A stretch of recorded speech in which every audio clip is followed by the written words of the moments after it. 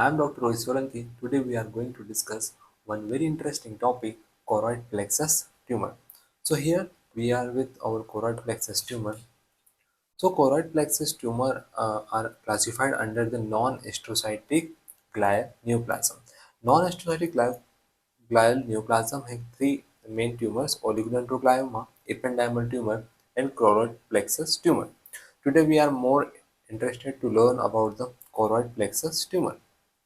So, interestingly, the choroid plexus epithelium and our ependymal cells both have the common embryonic origin. What does it mean? That the embryology of the ependymal cell and the choroid plexus epithelium is common. So here we have the function of the choroid plexus. So choroid plexus have the function of secretion of the CSF. So this CSF formation occurs in our lateral ventricle, third ventricle, and the fourth ventricle. Via the lateral ventricle, the interventricular foramen of Monroe, this CSF travels to the third ventricle, and from third ventricle with the help of the cerebral aqueduct, this CSF travels to the fourth ventricle, and from the fourth ventricle with the help of foramen Luschka and Megendie, this travels to the subarachnoid space and also to the central canal of spinal cord. So from the lateral ventricle, both are communicated with the help of the foramen Monroe. With the help travel to the third ventricle. From third ventricle to the fourth ventricle, it CSF travels with the help of cerebral aqueduct. From the fourth ventricle with the help of laterally with the help of foramen Luschka and foramen Megendie centrally, it travels to the subarachnoid space. So this is the main function of choroid plexus. If hyperplasia of the choroid plexus or any pathology of the choroid plexus, then there will be hypersecretion of this CSF. Also, due to the mass lesion in the choroid plexus lesion, there will be obstruction in the flow of this common CSF pathway, which could lead to the CSF mode production and the dilatation or the hydrocephalus of the our ventricular system. So this is the diagram. Here we can see that these both are the lateral ventricle. This is our third ventricle. This is the central connection called as foramen of Monroe. And from the third ventricle to the fourth ventricle, there is a cerebral aqueduct. And from fourth ventricle laterally, there is a foramen of Mushka, and centrally there is a foramen of Megendie. So let's start our choroid plexus tumor subtypes.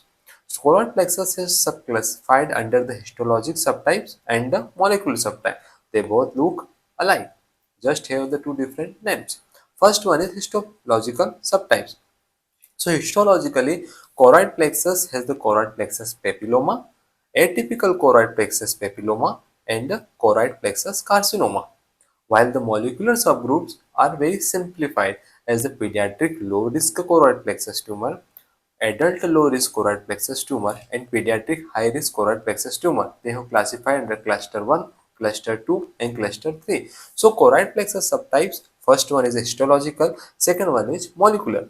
Histological has three subtypes only: choroid plexus papilloma, choroid plexus carcinoma, and our atypical choroid plexus papilloma. While our molecular subtypes have three clusters. First one is low grade, second is low risk, third one is high risk.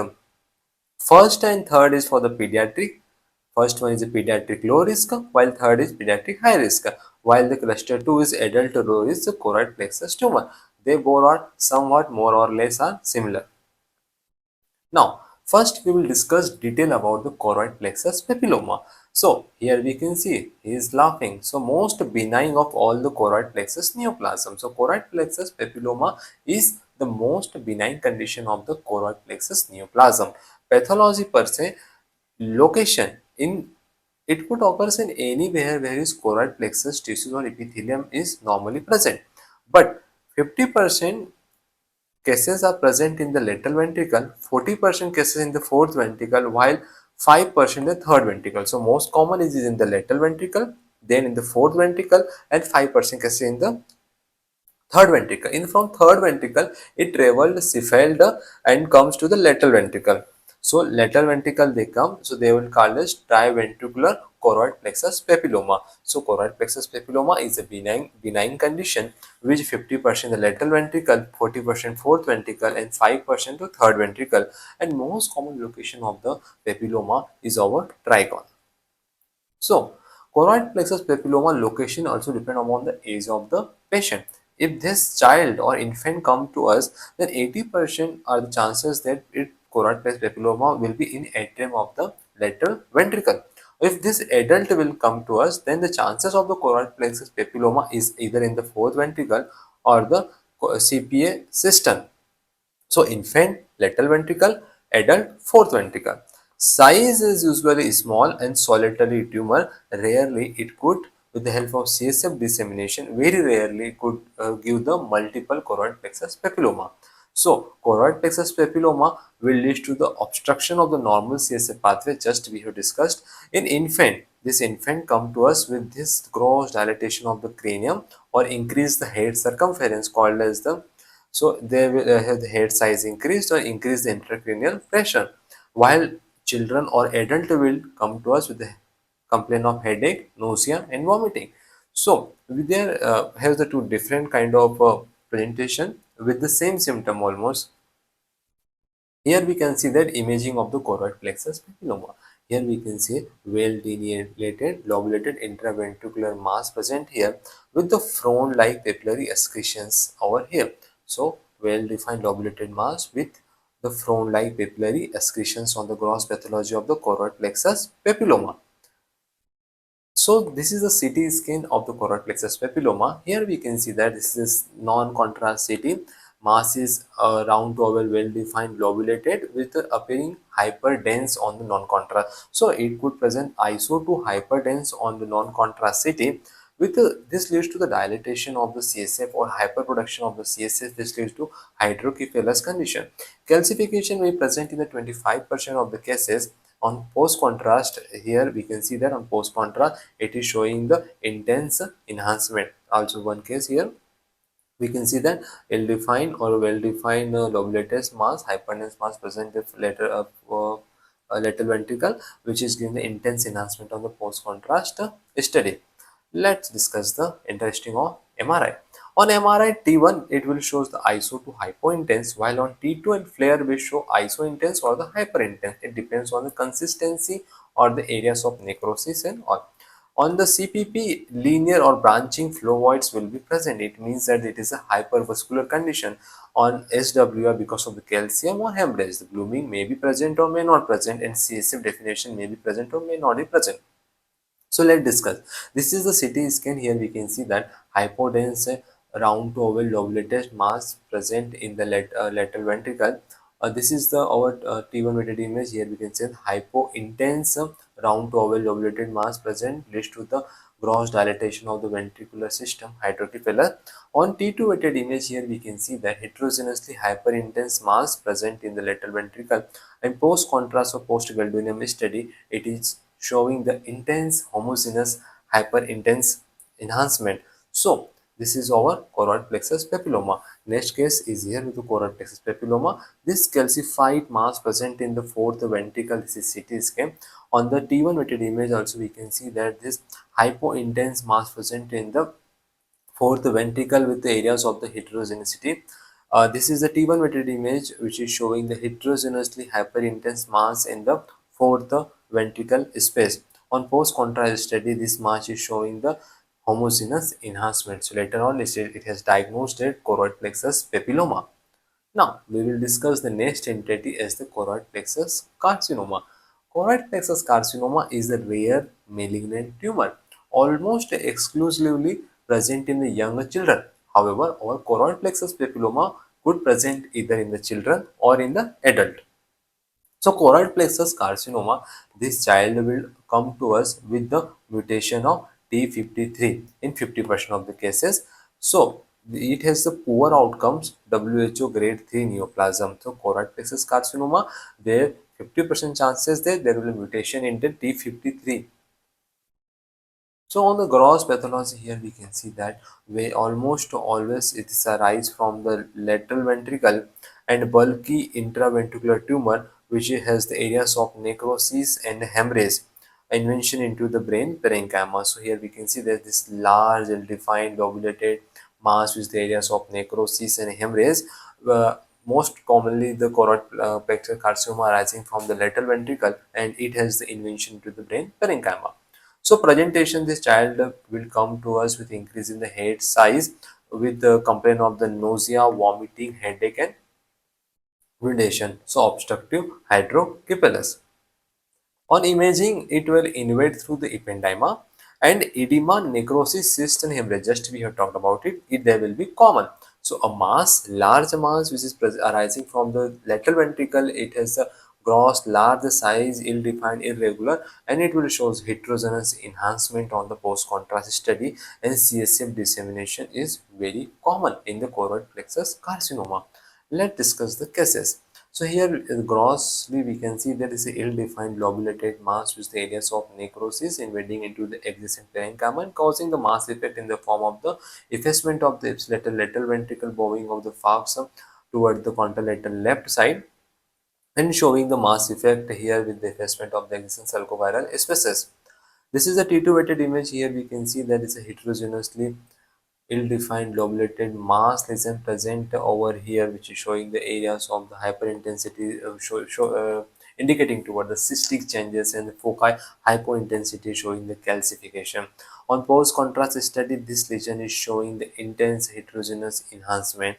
It is later on proved to be WHO3 choroid plexus carcinoma. Now we will discuss the next case. Here we can see that this is the CT scan of a child come to us with the complaint of the headache and the nausea and vomiting.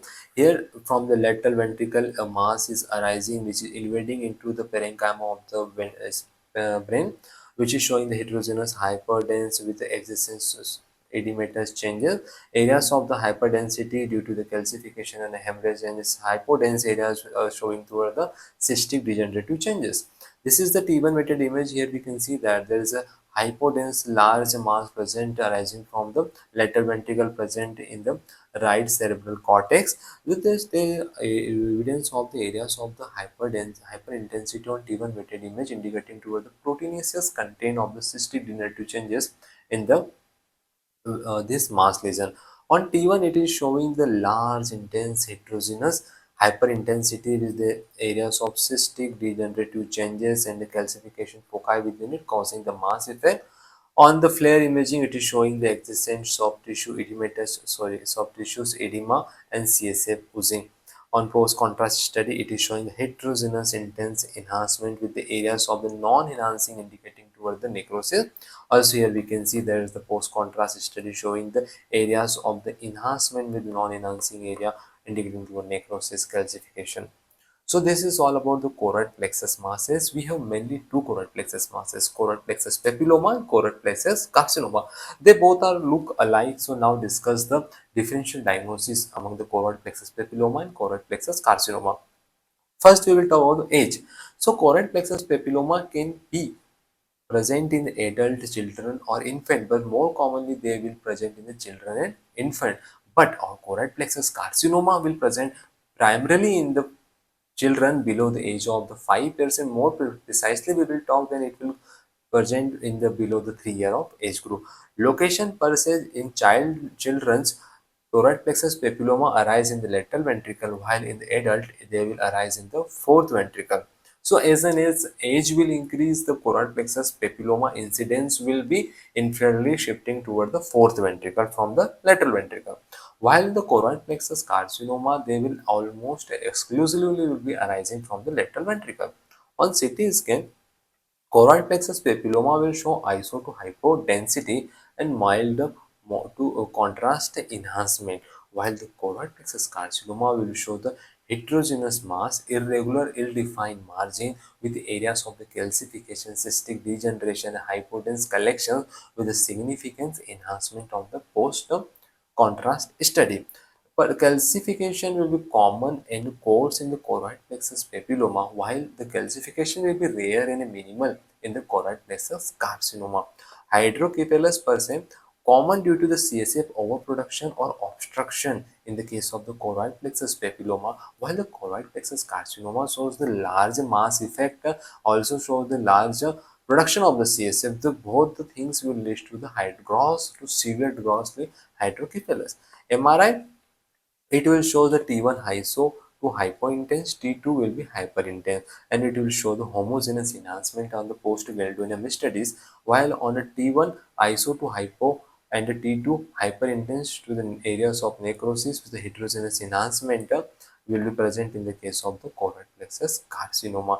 Invasive. So choroid plexus papilloma is non-invasive condition. Mass will be well lobulated, small in size, usually solitary, while in the choroid plexus carcinoma it is very aggressive mass and invasive to the existing parenchyma will lead to the effacement of the sarcoviral species, will lead to the effacement of the ventricular system.